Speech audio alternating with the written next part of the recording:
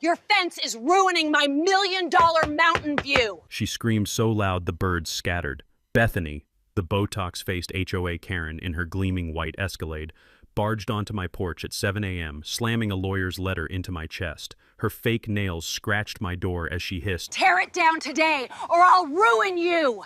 She called my late wife's memorial garden fence an eyesore killing property values, then smirked. "You're just a sad old man who doesn't get it." Big mistake, Bethany. Huge. This sad old man spent 40 years in aerospace engineering, and I know how to deliver a perfect, unbreakable view. 8 months later, my new 60-foot bulletproof glass fence went up, and that's when the monthly invoices started arriving at her door. You won't believe her face when she realized what it really cost. What's the pettiest revenge you've pulled on an entitled neighbor? Drop your story below. Best one gets pinned and narrated next. My name's Xavier Delacroix, and 18 months ago, I thought I'd found peace in the mountains of Colorado. Big mistake. After 40 years building rockets for Lockheed Martin, I retired to Pine Ridge Valley with my government security clearance, a workshop full of precision tools, and exactly 0 patience left for entitled neighbors. 4 acres of pristine mountain property backing up to national forest, where the only sounds should be wind through pine needles and the gentle clink of my coffee mug against Sarah's memorial garden bench. My late wife lost her cancer battle 2 years ago, and that 8-foot cedar fence protecting her rose garden was the only thing standing between me and complete breakdown. Every morning at sunrise, I'd sit surrounded by the sweet fragrance of her favorite David Austin roses, while mountain air carried the crisp scent of pine sap and memories. Those wind chimes she picked out would sing in the breeze, and for a few precious minutes, I could pretend she was still there planning her next garden expansion. Then, the McMansion from hell got built next door.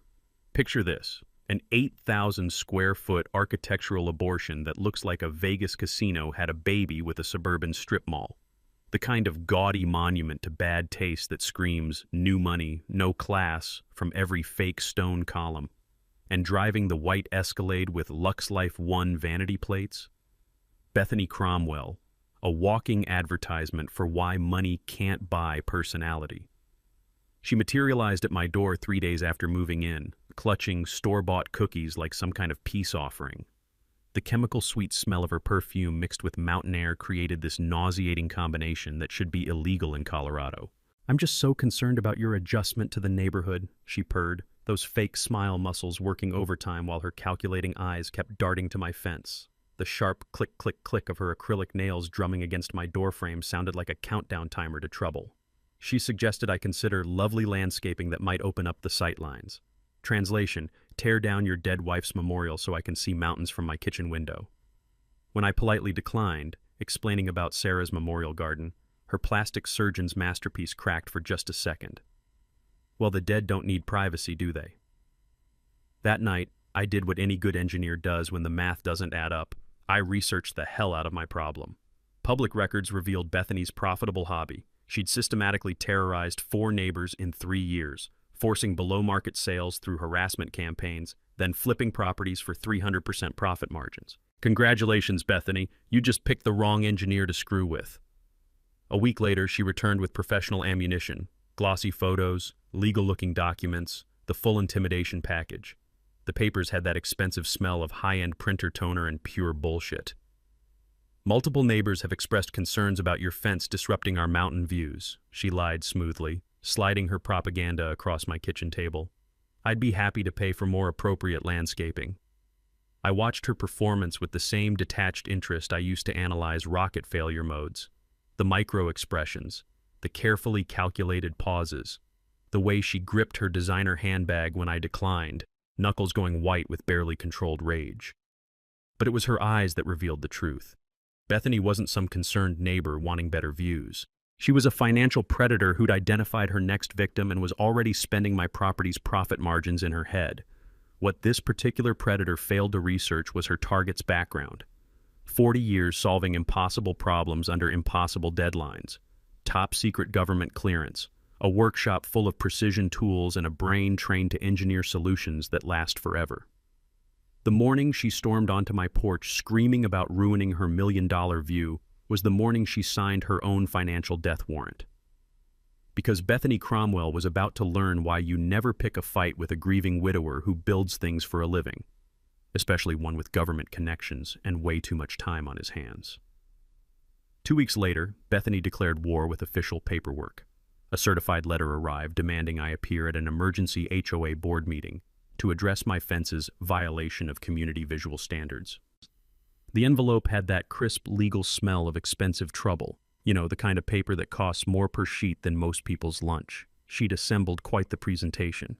Professional photographs of my fence taken from every conceivable angle, complete with red arrows pointing to visual disruption zones. The woman had literally created a PowerPoint presentation about how my dead wife's roses were destroying her property values. The meeting was held in her living room, which looked like a furniture showroom had exploded during a cocaine party. Everything white leather and chrome, with those massive fake flower arrangements that scream, "I have money but the emotional depth of a puddle." The HOA board consisted of Bethany plus 2 neighbors she'd obviously bought and paid for. Ted Morrison, a nervous little man who kept checking his phone like it might contain an escape route from his misery. Janet Hill, whose messy divorce Bethany was handling as her real estate agent. Talk about conflict of interest.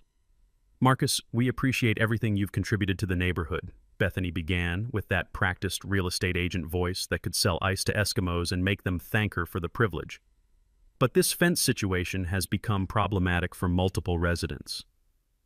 I sat there sipping coffee from my travel mug, letting her dig her own grave one bullet point at a time.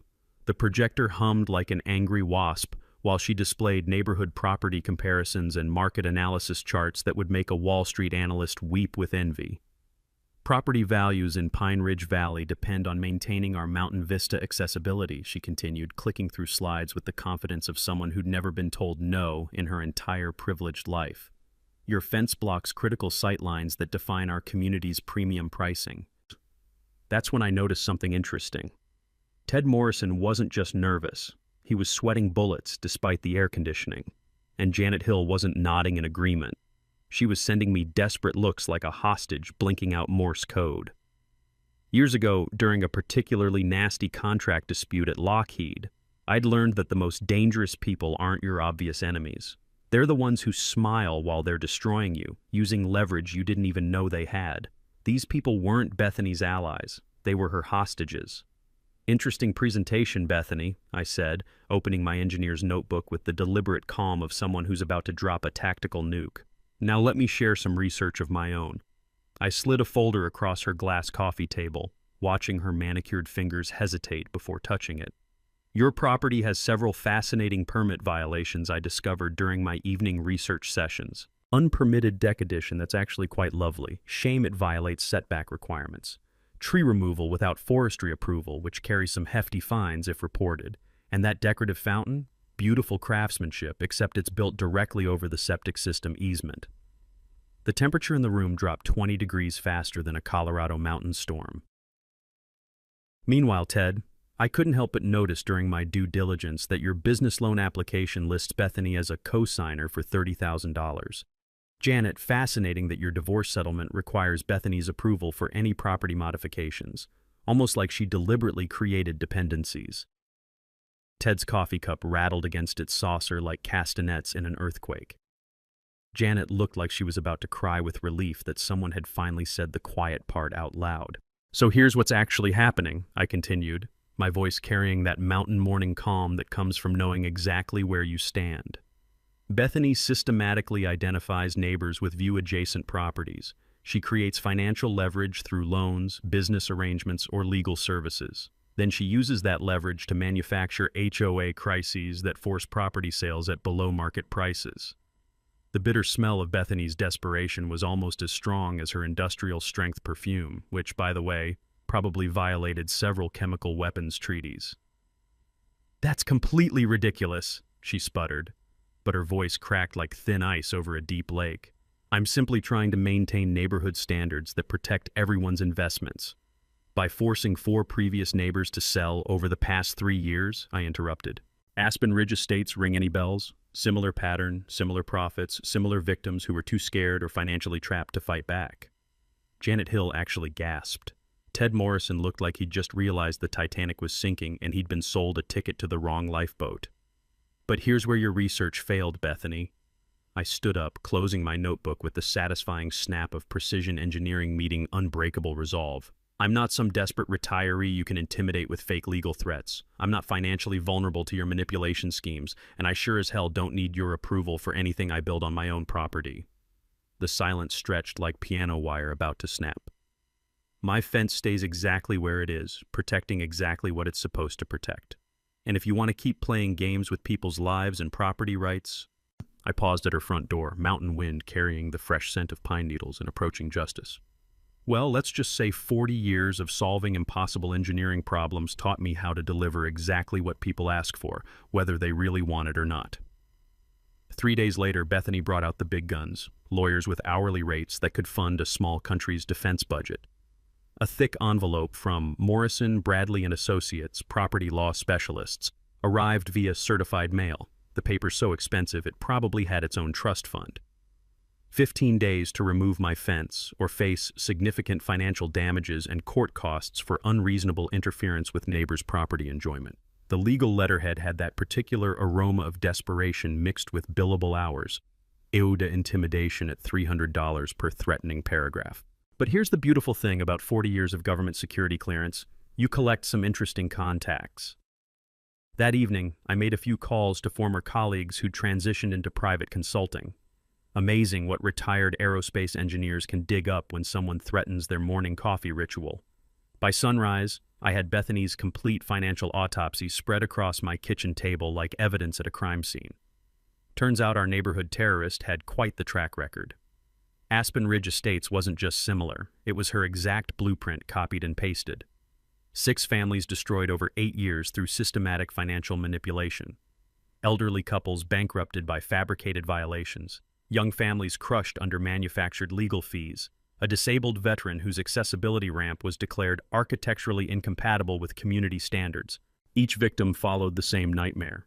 Identify vulnerable property owners near premium view lots, create financial leverage through loans or legal services, manufacture HOA crises, force panic sales at 40–60% below market value, flip properties for massive profits.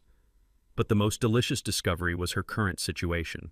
Miss $1 Million View was drowning in $800,000 of debt from a failed luxury development that had collapsed faster than her fake smile when confronted with property law. She needed my property sold within 6 months or face personal bankruptcy. Her harassment campaign wasn't just spite, it was financial desperation with a countdown timer. That's when her landscaping crew began their accidental terrorism campaign. Leaf blowers mysteriously aimed debris at my memorial garden with sniper-like precision. Sprinkler systems developed convenient malfunctions that turned Sarah's rose bushes into unwilling participants in Bethany's water torture program. The soundtrack to my morning coffee became the aggressive whine of pressure washers aimed at my workshop windows, mixed with the bass-heavy throb of her new outdoor sound system during exercise classes that looked more like interpretive dance performed by someone having a seizure. You know what separates good engineers from great ones? We document everything like our lives depend on it, because sometimes they do. My security cameras captured every accident with HD clarity. Audio recordings preserved each coordinated harassment session. Legal journals logged timestamps, weather patterns, and witness statements with the same obsessive precision I'd once used tracking missile guidance systems. The breakthrough came when my cameras caught pure gold. Bethany directing her landscaping crew like a general commanding troops. Clear audio of her instructing workers to dump the debris right along his property line and make sure that pressure washer noise carries to his kitchen window during breakfast. She'd just handed me evidence of deliberate harassment that would make a prosecutor's career. During my Air Force days, I learned that intelligence gathering is like archaeology. You dig until you find the foundation, then you keep digging until you understand what built it. A few more calls revealed that Bethany's real estate license was under state investigation for ethics violations. Seems multiple former clients had filed complaints about undisclosed conflicts of interest and financial manipulation tactics. Amazing how responsive state licensing boards become when someone with government connections files detailed complaints with supporting documentation and witness statements. The next morning brought unexpected reinforcements. Ted Morrison appeared at my door looking like a man who'd rediscovered his backbone in the clearance aisle of human dignity. "Marcus, you need to know something," he said, voice shaking with equal parts fear and righteous anger. This debt thing isn't just me. She's got financial hooks in half the neighborhood. Janet's divorce settlement requires Bethany's approval for any property changes. The Hendersons owe her for business startup costs. Even Mrs. Patterson's reverse mortgage application went through Bethany's consulting services. The scope hit me like a systems failure cascade, when one component breaks and triggers a domino effect that destroys everything downstream. Bethany wasn't just targeting me, she was running a neighborhood-wide financial manipulation network that would make organized crime jealous. While she directed today's harassment opera outside, featuring a cement mixer positioned for maximum audio assault, I was inside researching something that would end this war permanently. Because here's what 4 decades of aerospace engineering teaches you. When someone demands you tear down your defenses, the optimal solution is giving them exactly what they asked for, just not in the format they expected. I began researching transparent barrier materials, government surplus acquisition procedures, and something called aesthetic compliance through innovative engineering solutions. Bethany wanted an unobstructed view? Fine. I was about to engineer her the most spectacular, profitable, and utterly inescapable view in Colorado history. Week 3 brought the dawn of social media psychological warfare. Pine Ridge Valley Community Standards appeared on Facebook like a digital plague, with Bethany crowning herself administrator of a group dedicated to preserving our neighborhood's premium character and safety. Within hours, she'd recruited 23 members, mostly people who owed her money or desperately needed her real estate services. The posts started innocently. Sunset photos captioned, "Maintaining our community's visual harmony," and "Protecting property values through neighbor cooperation." Then came the character assassination campaign. Telephoto lens photos of my fence appeared with captions like, "Selfish neighbors destroying million-dollar views," and "Antisocial behavior threatening community cohesion." My personal favorite was her post claiming my workshop activities were suspicious late-night noise that constituted potential safety hazards for neighborhood families. The woman had weaponized neighborhood gossip and social media algorithms into a precision harassment tool. I had to admire the psychological warfare tactics, even while planning to destroy her with engineering precision. But here's the thing about digital warfare. It creates evidence. Screenshots of her posts, timestamps of coordinated harassment, IP tracking of fake accounts she'd created to support her own narrative. Every Facebook rant was another nail in her legal coffin. More importantly, her online desperation revealed something critical: financial panic.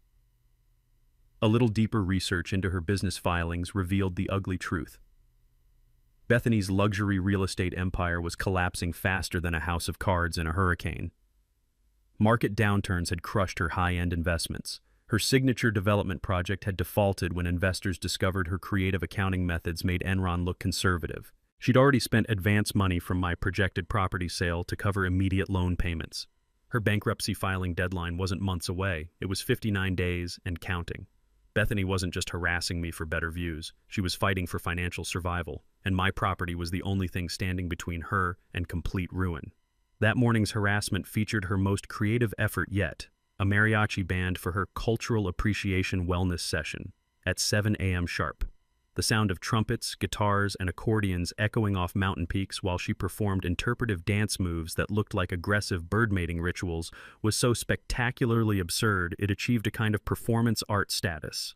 The smell of mountain pine mixing with the confused sweat of underpaid musicians created an olfactory experience that should be studied by scientists. But while Bethany conducted her musical assault on sanity, I was in my workshop making a discovery that would change everything. Buried in 1952 original property surveys, documents so old they smelled like legal history and broken dreams, I found something beautiful: utility easements that predated current zoning laws by 7 decades. Easements that extended 12 feet onto what was now Bethany's million-dollar property. Her house foundation, circular driveway, imported Italian landscaping, and that ridiculous fountain, all built directly on my legal easement rights. For 4 years, she'd been trespassing on my property with $340,000 worth of improvements, legally owing me retroactive usage fees that would make a loan shark weep with envy. The implications hit me like a systems failure revelation. I could charge her monthly easement access fees, demand property restoration, or, and this was the engineering beautiful part, build whatever I wanted along the easement boundary to protect my utility rights. I immediately called my former defense contractor contacts. Government surplus acquisition isn't just about getting deals. It's about accessing materials that civilians never see, like transparent aluminum panels originally designed for military vehicle armor and spacecraft windows. "Marcus, you beautiful bastard," laughed Jim Rodriguez, my old Lockheed supplier. "You want ballistic-rated clear panels? I've got 60 linear feet of NASA-grade transparent armor sitting in a warehouse, surplus from a canceled Space Force project. Stronger than steel, clearer than optical glass, and about as legal as baseball and apple pie." Within hours, I had specifications for materials that would make the Pentagon jealous. Transparent barriers that exceeded every building code while technically counting as utility protection infrastructure, rather than visual obstruction. That evening, while calculating tourism revenue potential for unique architectural attractions, my phone rang. "Mr. Delacroix? Detective Sarah Lane, Financial Crimes Division. We've received multiple complaints about systematic real estate fraud in Pine Ridge Valley. Your name came up as someone who might have relevant documentation." My 4 weeks of obsessive evidence collection, recordings, photographs, financial records, timeline analysis, had attracted law enforcement attention. Bethany's pattern of creating financial dependencies and forcing property sales was starting to look less like aggressive business tactics and more like organized criminal enterprise. After an hour of sharing evidence that read like a prosecutor's Christmas wish list, I hung up feeling like justice was finally loading into the launcher. Outside, the mariachi band had finally surrendered to mountain silence. Bethany's kitchen light burned late into the night, probably planning tomorrow's creative harassment schedule. What she couldn't possibly know was that I'd just engineered a solution that would give her exactly what she'd demanded: the most transparent, unobstructed, and profitable view in Colorado history, starting with her first monthly rent payment. The breakthrough came at 2:47 a.m. on a Tuesday, buried in county records that smelled like dust, forgotten legal battles, and the dreams of dead bureaucrats. I'd been cross-referencing original property surveys with current zoning maps, fueled by black coffee and the kind of methodical rage that only comes from watching someone try to destroy your dead wife's memorial garden. That's when I found it. A 1952 utility easement document that made my hands shake with something between fury and vindication. Bethany's entire property empire was built on my land. Not metaphorically, not technically, literally sitting on 12 feet of utility easement that belonged to me. The original survey maps, yellowed with age and bearing the signatures of engineers who'd built half of Colorado, showed clear boundaries that made my heart rate spike like a rocket engine ignition sequence.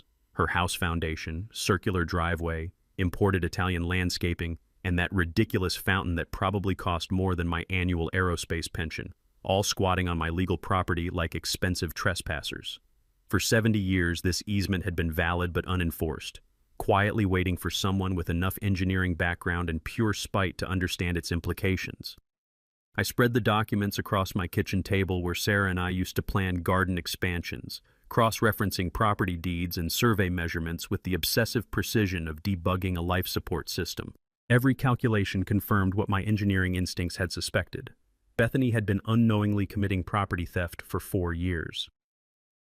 At current market rates, she owed me approximately $28,000 in retroactive easement usage fees, plus $1,200 monthly going forward. But here's where it gets absolutely beautiful. If she refused payment, I had legal authority to demand restoration of the easement to original condition, which would require demolishing her driveway, relocating her landscaping, and potentially undermining her house foundation. The woman threatening my financial ruin was sitting on a legal nuclear bomb that I could detonate with a single certified letter. Outside, the pre-dawn mountain air carried the scent of pine needles and approaching justice while I researched the perfect solution: transparent security barriers. The genius of clear materials in easement disputes is they demonstrate property authority while maintaining visual compatibility with zoning requirements. I could build a 60-foot transparent wall exactly along the easement boundary, proving my dominance while technically giving Bethany her precious, unobstructed view. My aerospace contacts revealed something even better. The Defense Logistics Agency had surplus transparent aluminum panels from a canceled Space Force project, materials designed for spacecraft windows and armored vehicles, available at 60% below commercial pricing to qualified contractors. Stronger than steel, optically perfect, and completely legal for utility infrastructure protection. But the real revelation came when I calculated tourism potential. A transparent wall with viewing platform would create Colorado's first mountain vista observatory, turning Bethany's harassment into a profitable architectural destination. Conservative projections, $60,000 annual tourism revenue, plus mandatory easement fees that would make this the most expensive view in state history. For her, not me. The psychological warfare was exquisite. She'd demanded transparency. I'd build transparency so complete that her every outdoor activity would become paid entertainment for tourists learning about the Great Pine Ridge Fence War. Morning coffee, gardening sessions, dramatic lawyer phone calls, all performed under interested observation of paying customers enjoying premium mountain vistas while learning why you shouldn't mess with aerospace engineers. The easement revenue would fund community improvements, playground equipment, senior services, and a legal defense fund protecting future harassment victims. Her bullying campaign would become permanent neighborhood benefit while she paid monthly rent for the privilege. That morning, while she conducted her daily harassment concert featuring leaf blowers and creative landscaping positioned for maximum noise pollution, I began drafting permits for a transparent utility protection barrier with integrated mountain observation platform. Bethany had demanded I tear down my defenses for her million-dollar view. Instead, I was building her the most expensive monument to poor decision-making in Colorado history, one she'd be financing monthly whether she liked it or not. The engineering phase began at sunrise with the kind of systematic precision that had once guided missiles to their targets. Except this time, the target was one very specific neighbor who'd made the fatal mistake of threatening a dead woman's roses. I cleared my workshop table where Sarah and I used to plan weekend projects, spreading out architectural drafting paper that crinkled like fresh snow under my calloused hands. The morning light streaming through my windows hit those white sheets with the same clarity I was about to build. 60 feet of transparent justice disguised as property improvement. The scent of coffee mixed with pine sap and the satisfying smell of revenge planning filled my workshop while I designed something that would make NASA engineers weep with envy. This wasn't just construction, it was psychological warfare with building permits. Using principles from spacecraft observation modules, I designed a curved, transparent wall following the exact easement boundary. The curve would create an amphitheater effect, focusing attention on Bethany's backyard like a magnifying glass concentrating sunlight. Every outdoor activity would become an unwilling performance for paying audiences. The genius was in the legal classification. Transparent utility protection barrier with integrated wildlife observation platform. Not a fence. Infrastructure. Not visual obstruction, community enhancement. Materials acquisition felt like Christmas morning for engineers. My old Lockheed contact, Jim Rodriguez, had connections that made government surplus shopping feel like having insider information on the world's best-kept secret. "Marcus, you beautiful genius," he laughed over secure phone lines. "I've got 48 panels of transparent aluminum from a canceled International Space Station project. These babies are rated for micrometeorite impacts and can stop rifle rounds while maintaining 99.8% optical clarity. Here's something most people never know. The Defense Logistics Agency liquidates millions in surplus materials annually to qualified civilian contractors. You just need proper end-use certificates and the patience to navigate bureaucratic paperwork that would challenge a NASA mission planner. The payoff? Military-grade materials at 60% below commercial pricing. Each panel measured 10 feet by 12 feet, engineered to interlock with the precision of Swiss watchmaking. No heavy machinery required, just systematic assembly using principles that had once built rocket engines in aerospace clean rooms. The legal framework required surgical precision. Janet Morrison, construction attorney and Ted's recently liberated cousin, crafted permit applications that were masterpieces of bureaucratic poetry. Every phrase carefully chosen to make challenges impossible, while driving Bethany toward the nervous breakdown she so richly deserved. Height justified as protection from falling trees. Viewing platform serving legitimate community interest in mountain vista preservation and nature education. Transparent materials maintaining neighborhood aesthetic compatibility, while demonstrating innovative property security solutions. The revenue projections read like a business plan written by someone who understood both engineering and human psychology. Colorado attracts 86 million annual visitors, many seeking unique architectural experiences. A mountain vista observatory offering unobstructed Rocky Mountain views would become an instant destination. $25 for basic platform access, $75 for guided photography during golden hour, $200 for exclusive sunset experiences that would book months in advance. Conservative estimates, 2,400 annual visitors generating $63,000 in tourism revenue, plus $14,400 in mandatory easement fees from Bethany. Total annual income, $77,400.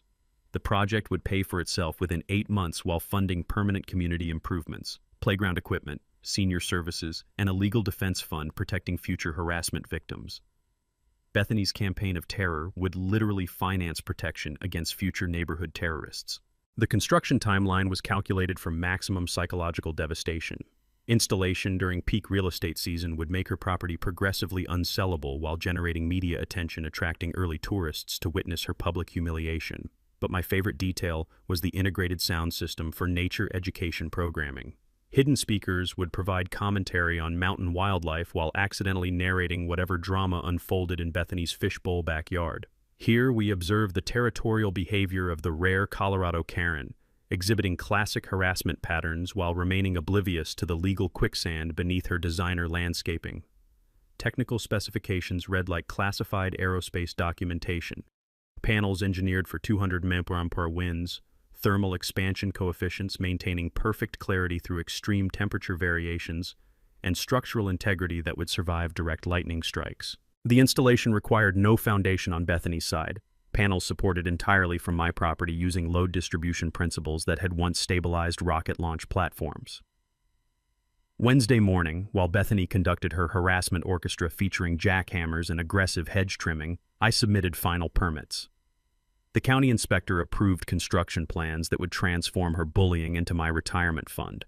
That afternoon, I received official authorization to build the most expensive view in Colorado, one that Bethany would finance monthly while providing premium entertainment for tourists learning why aerospace engineers should never be underestimated.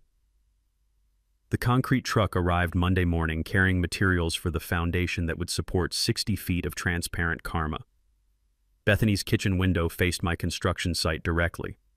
I calculated she'd have front row seats to watch me build the monument to her own stupidity. The only question was whether her inevitable meltdown would be entertaining enough to justify selling premium viewing tickets for the show.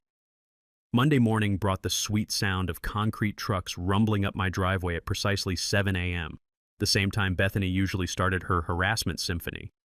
The look on her Botoxed face when she saw 3 cement mixers, a crane truck, and a crew of construction workers wearing hard hats that read, "Government Contractor, Authorized Personnel Only," was worth every penny I'd spent on this project.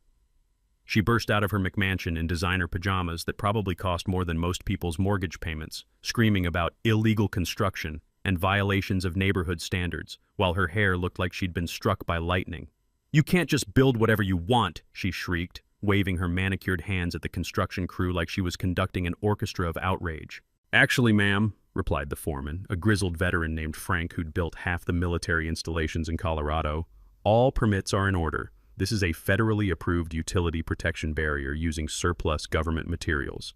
The way she stumbled backward when he mentioned federally approved was pure poetry in motion. But Bethany wasn't about to surrender without a fight. Within an hour, she'd called every authority figure in her contact list.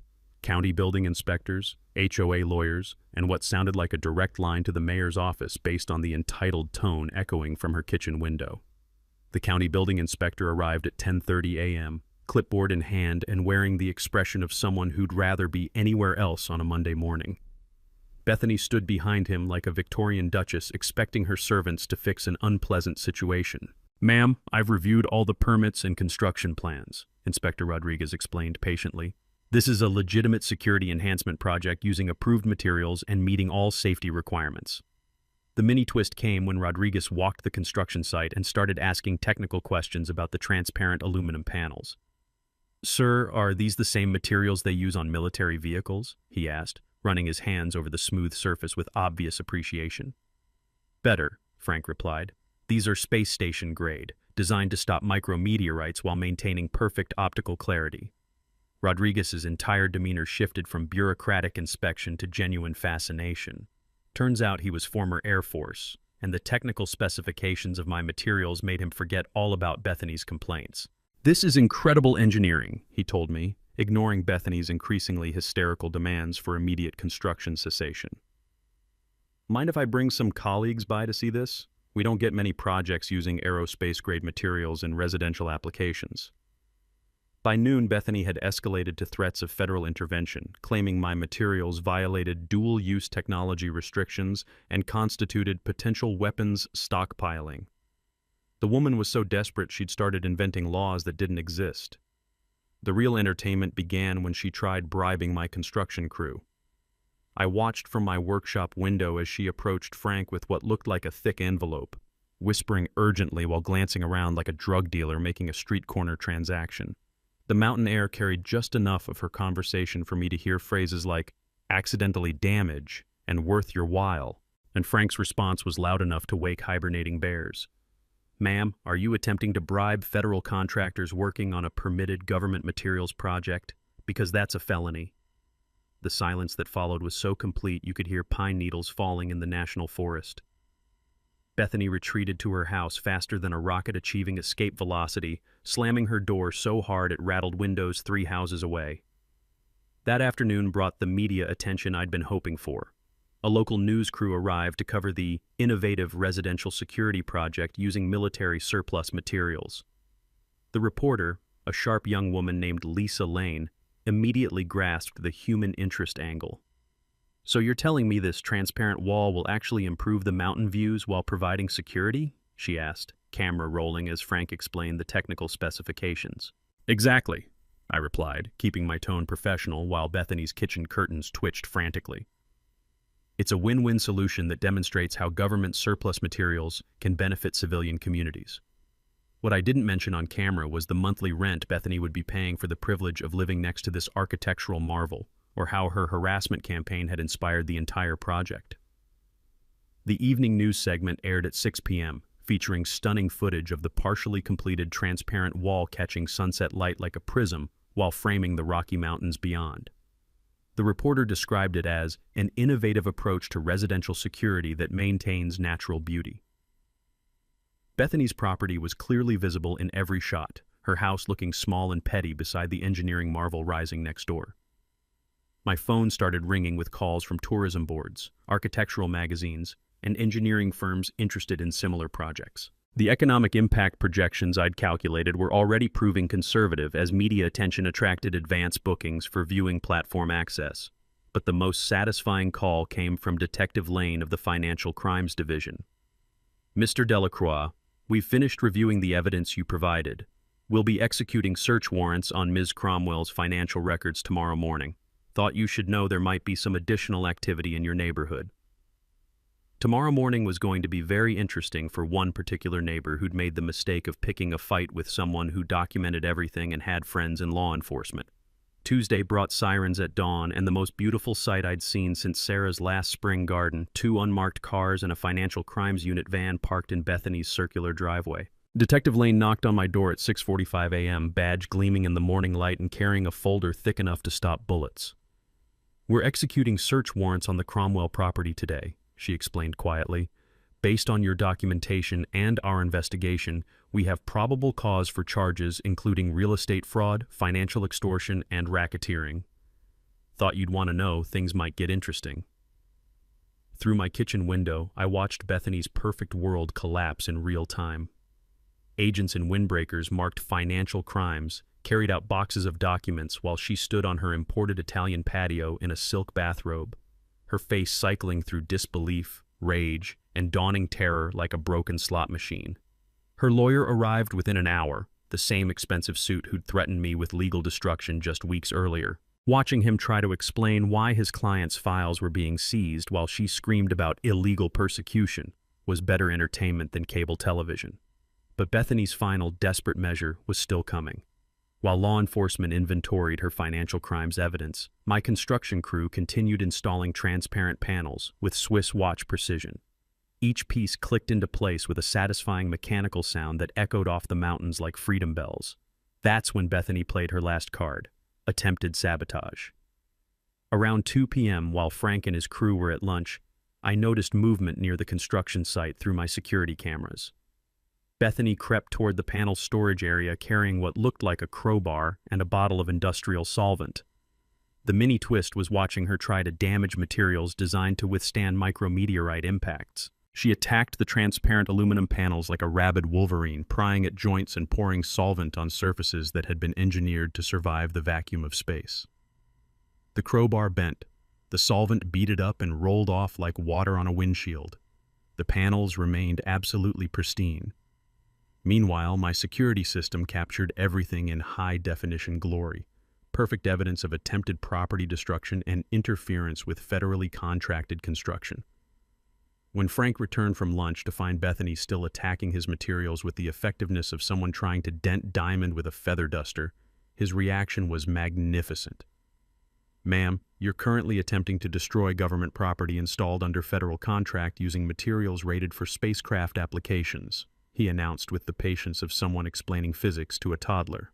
"That's multiple federal charges, including destruction of government property and interference with federal contractors." Bethany's response was a primal scream that sent birds fleeing from trees across 3 counties. The afternoon brought my favorite development, media circus. Word had spread about the Pine Ridge fence war and its escalation to federal investigation. News trucks lined our quiet mountain street like a parade of justice. Reporters competed to interview neighbors about the neighborhood drama that became a federal case. The story was irresistible.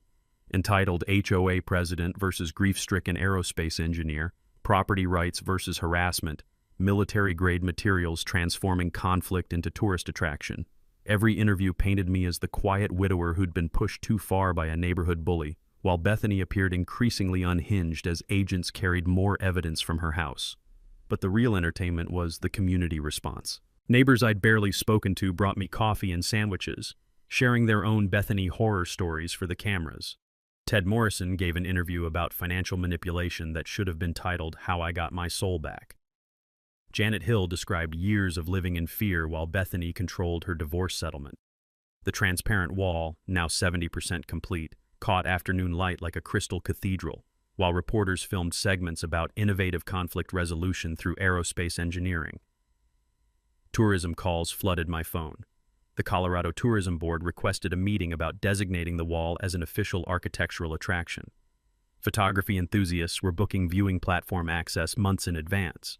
My revenge project had become a legitimate business-generating economic development for the entire region. That evening, while Bethany's legal team worked frantically to prevent her arrest, I received the call that made everything perfect.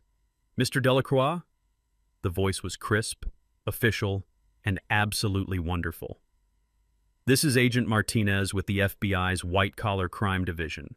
We've been monitoring the financial investigation and would like to discuss federal charges related to interstate real estate fraud. Ms. Cromwell's activities appear to extend beyond Colorado. Federal charges, interstate fraud investigation, multiple victims across state lines. Bethany hadn't just been terrorizing neighbors. She'd been running a multi-state operation that had finally attracted federal attention. As I hung up the phone, I watched through my transparent panels as Bethany paced her kitchen like a caged animal, her empire crumbling while my monument to engineering justice rose higher with each passing hour. Tomorrow would bring the completion of the wall and the beginning of Bethany's very public reckoning. The only question was whether federal prison jumpsuits came in designer colors. Saturday morning dawned crystal clear, perfect weather for destroying someone's life with precision engineering and legal documentation. The grand opening of Pine Ridge Valley's first Mountain Vista Observatory had drawn a crowd that transformed our quiet neighborhood into something resembling a county fair crossed with a press conference. News trucks lined the street like media vultures circling a story that kept getting better by the hour. I'd planned this event with military precision: neighborhood barbecue, platform demonstration, community celebration, and, if the timing worked out perfectly, front row seats to Bethany's final public meltdown. The transparent wall stood completed, 60 feet of crystal-clear aerospace engineering that caught morning sunlight and threw rainbows across Bethany's property like nature's own spotlight on cosmic justice. Tourists, journalists, engineering colleagues, and half of Pine Ridge Valley mingled around my viewing platform while the smell of barbecue mixed with mountain air and the sweet scent of victory. Ladies and gentlemen, I announced to the gathering of 150-plus people, welcome to Colorado's newest architectural attraction and a demonstration of how aerospace engineering can solve neighborhood disputes. The crowd laughed as I gestured to the transparent wall that made Bethany's house look like it was sitting in a fishbowl at a country fair. That's when Bethany made her entrance. She burst through her sliding patio door like a one-woman hurricane, still in her silk pajamas at 11 a.m., clutching a stack of legal papers that she waved like battle flags. Her voice carried across the mountain air with the clarity of breaking glass. "This is illegal harassment," she screamed at the assembled crowd, agents, and media. "That wall is a violation of my civil rights. I demand immediate removal." Detective Lane, who'd been enjoying a barbecue sandwich while off duty, stepped forward with the patient expression of someone about to enjoy her job immensely. "Ma'am, all construction permits are valid, all materials are legally acquired, and the structure meets every building code requirement," she explained for the benefit of rolling cameras. "However, we do have some questions about your financial activities." Bethany's response was to claim the transparent wall constituted architectural terrorism and invasion of privacy through military weaponization of property disputes. And the crowd's reaction was a mixture of stunned silence and poorly suppressed laughter as she demanded that federal agents arrest me for psychological warfare using government materials. That's when I delivered the moment I'd been planning for months. "Actually, Bethany," I said, my voice carrying across the gathered crowd with engineering calm, "I want to thank you publicly for this opportunity." I pulled out my folder of easement documentation, holding it up like a diploma. "Your demand that I remove my fence led to some fascinating discoveries, like the fact that your house, driveway, and landscaping are built on my property easement. You've been trespassing for 4 years. The silence was so complete you could hear pine needles falling in the national forest. "The monthly easement fees you owe, calculated at fair market value for land usage, total $28,800 in back payments, plus $1,200 monthly going forward. This transparent wall demonstrates the exact boundary of my easement rights while giving you exactly what you demanded, an unobstructed view." I gestured to the viewing platform packed with tourists taking photos. "The best part? This wall generates enough tourism revenue to pay for itself while funding community improvements. Your harassment campaign has created Pine Ridge Valley's newest economic development project." The crowd erupted in applause while Bethany's face cycled through every stage of grief simultaneously. Sheriff Martinez stepped forward, badge gleaming in mountain sunlight. "Ms. Cromwell, you're under arrest for financial fraud, real estate extortion, and conspiracy to commit interstate wire fraud." The handcuffs clicking shut echoed off my transparent wall like the sound of justice being served with aerospace precision. "The monthly rent is $2,400, I announced as federal agents led her away. "First payment is due next Tuesday. Cash, Venmo, or public apologies accepted." The media circus that followed was everything I'd hoped for. Local news, engineering journals, tourism boards, and architectural magazines captured the story of the Pine Ridge fence war that had become a federal case and tourist destination. The viewing platform officially opened with a ribbon-cutting ceremony performed by the mayor, who declared the transparent wall an innovative example of conflict resolution through community benefit. By evening, I'd received calls from 3 other harassment victims wanting to commission similar projects, 2 documentary filmmakers, and the Colorado Tourism Board offering official state attraction designation. But the most satisfying moment came as sunset painted the Rocky Mountains in gold and red, visible through 60 feet of crystal-clear engineering that had transformed Bethany's biggest complaint into my most profitable achievement. The crowd dispersed eventually, leaving me alone on the viewing platform Sarah would have loved, watching stars appear over mountains that belonged to everyone and no one.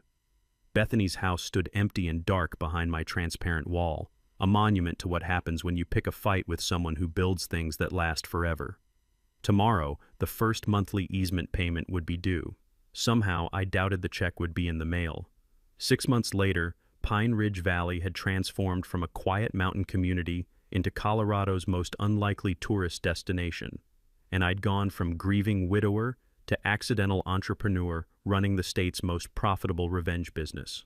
The Sarah Delacroix Memorial Mountain Observatory, named for the woman whose rose garden had started this entire war, generated $127,000 in its first year through viewing platform access, guided photography tours, and educational programs about innovative conflict resolution through aerospace engineering.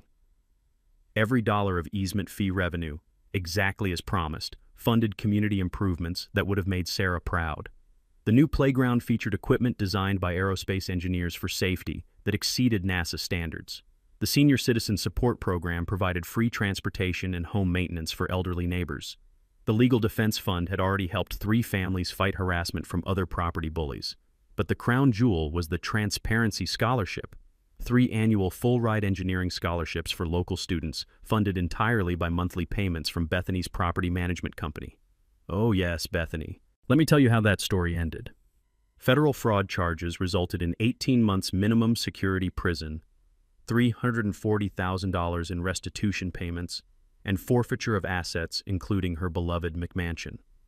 The house was purchased by a property management company that converted it into luxury vacation rentals, specifically marketed to visitors wanting to experience the famous transparent wall up close. The irony was exquisite. Tourists now paid premium rates to stay in Bethany's former house so they could enjoy unobstructed mountain views through the wall she'd tried to prevent. Her kitchen window, the same one she'd demanded better views from, now featured a plaque explaining the history of the Pine Ridge Fence War and its transformation into community benefit. The vacation rental income more than covered monthly easement fees, ensuring my retirement fund would continue growing long after Bethany served her sentence and relocated to a different state where no one had heard of transparent aluminum or aerospace engineers with too much time and zero patience for neighborhood terrorists. The technical innovation had unexpected consequences. My patent application for modular transparent security wall systems attracted interest from municipalities dealing with property disputes. 3 other communities had commissioned similar installations, creating a cottage industry of conflict resolution through innovative engineering.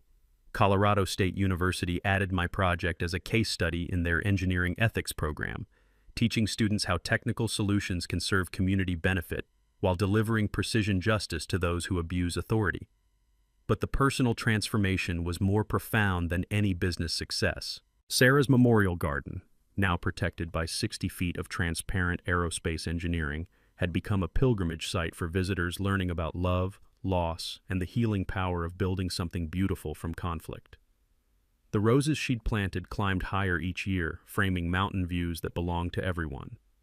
My morning coffee ritual continued in the same spot where this entire story began, except now I was joined by visitors, neighbors, and engineering students who wanted to understand how grief and precision engineering could create something bigger than revenge. The viewing platform hosted astronomy nights, photography workshops, and educational programs about aerospace materials. Children learned about transparency, both literal and metaphorical, while adults discovered that sometimes the best way to handle bullies is to give them exactly what they ask for. The sound of wind chimes Sarah had chosen mixed with voices of visitors from around the world who came to see the wall, stayed for the views, and left understanding that innovation can transform conflict into community benefit.